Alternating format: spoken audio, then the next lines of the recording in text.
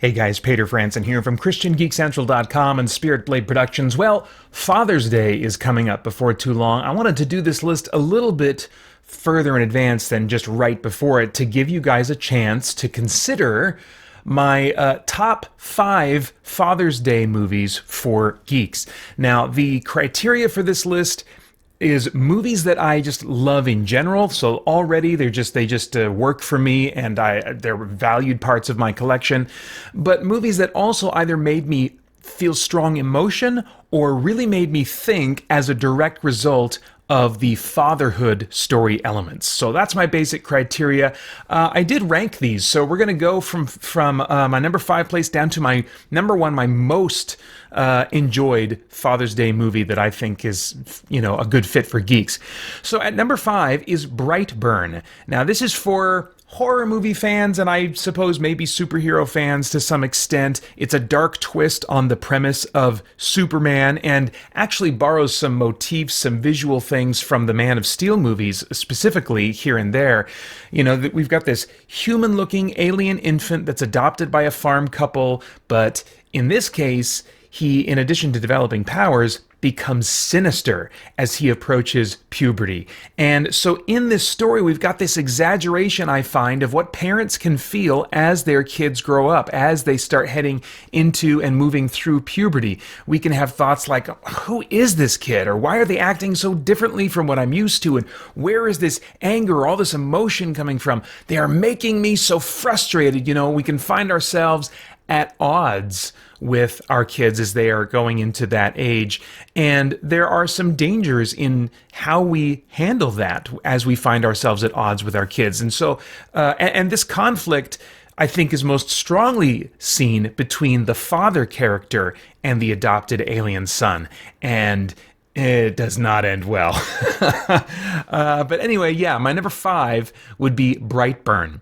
Number 4 is Boss Level. This was a Hulu released movie. You can, if you do a little bit of hunting, buy it for home video, but it's also still available on Hulu. We've got a main character who's a special ops soldier of some kind who we discover kind of chose his career over his wife and son, to the point that he and his wife are divorced, and his son doesn't even know that he's actually his dad. And now he's suddenly reliving the same day over and over again. The reasons why that is become clear as the movie goes on. But reliving this day over and over again in terms of like his character story arc is ultimately about him reconnecting with both of them.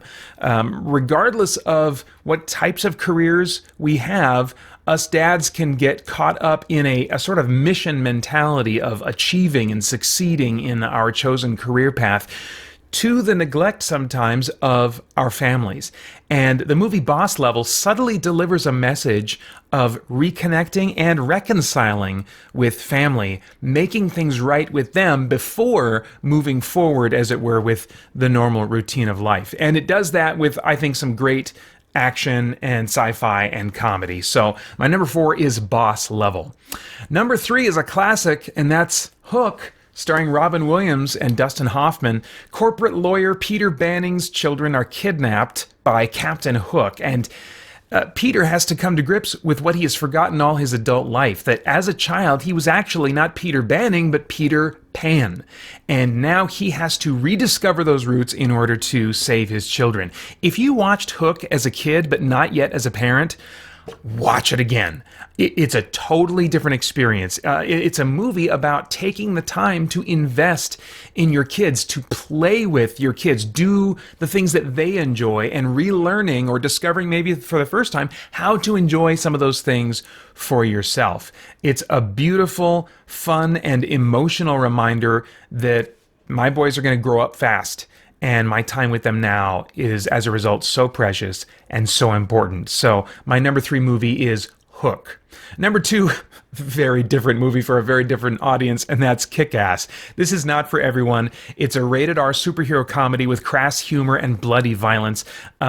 I love much of the dark humor and action, and the subplot for the character Big Daddy, who's kind of a stand-in or a knockoff of Batman in some ways, or he seems to think of himself that way because of Nicolas Cage's kind of doing an Adam West impression.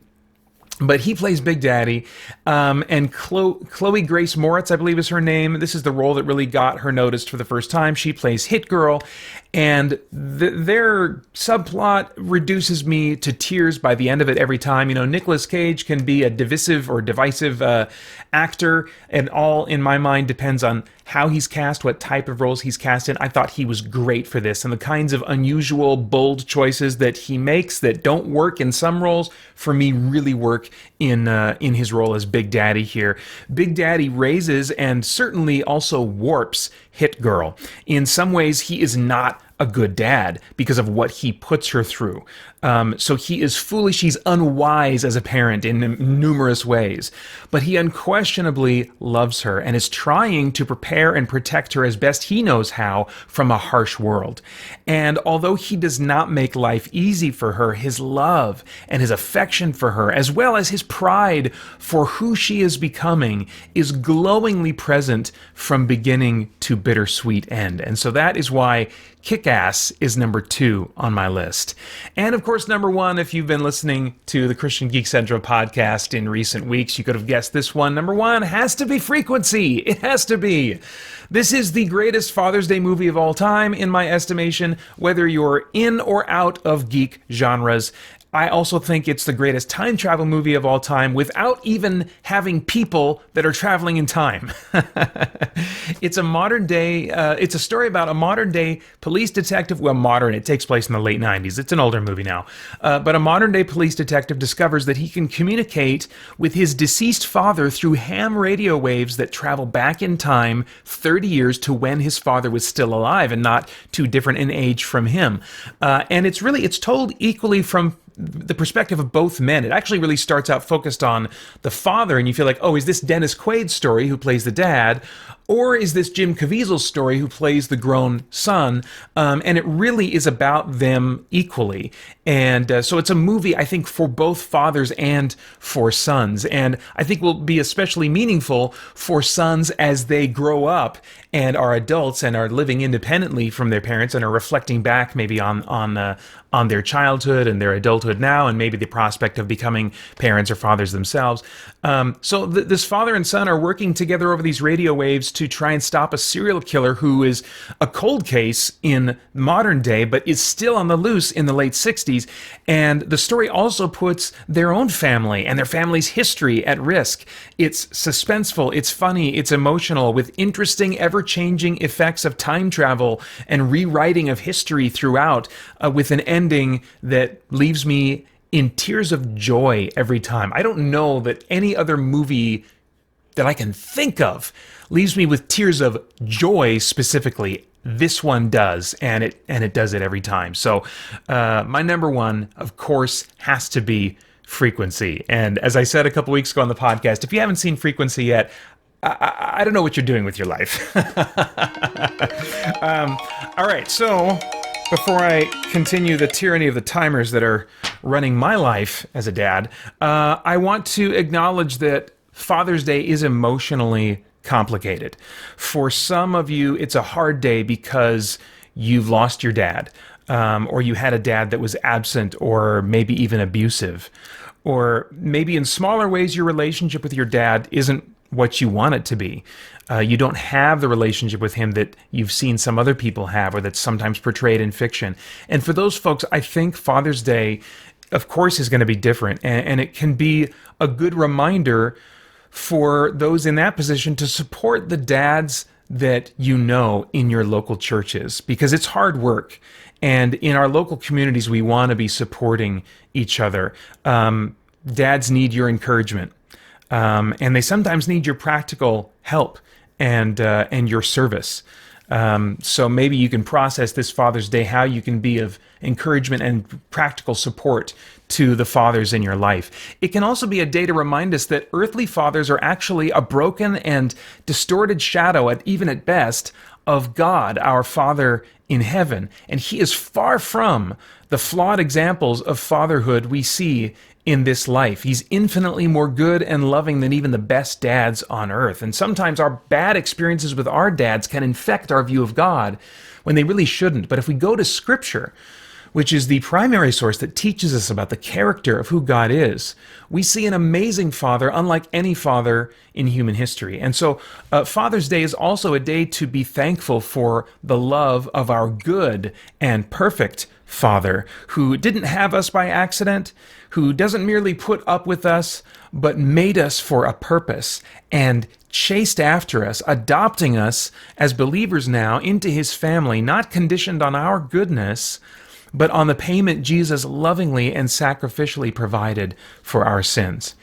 So whatever your relationship to fatherhood, I hope you have a great Father's Day and maybe even find it more meaningful and a little more enjoyable with the help of one of the movies that I've recommended here.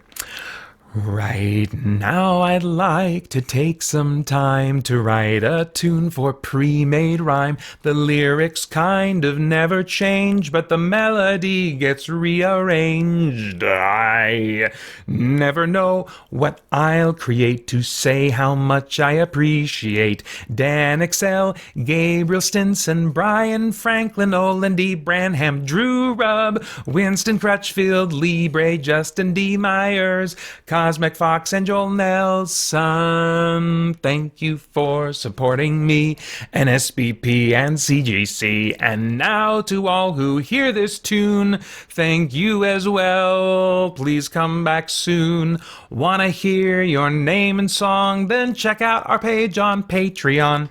All right, that's all I got. Thanks for watching. Bye-bye. Hey guys, thanks for tuning in. We've got a ton going on here at Spirit Blade Productions and Christian Geek Central, including our in-depth Bible study for geeks, movie, game, and other entertainment reviews or commentary, live streams, Christian geek news, original audio dramas, and tons more. And on top of all that, you can become a Spirit Blade insider with an influential voice and get access to exclusive content and rewards.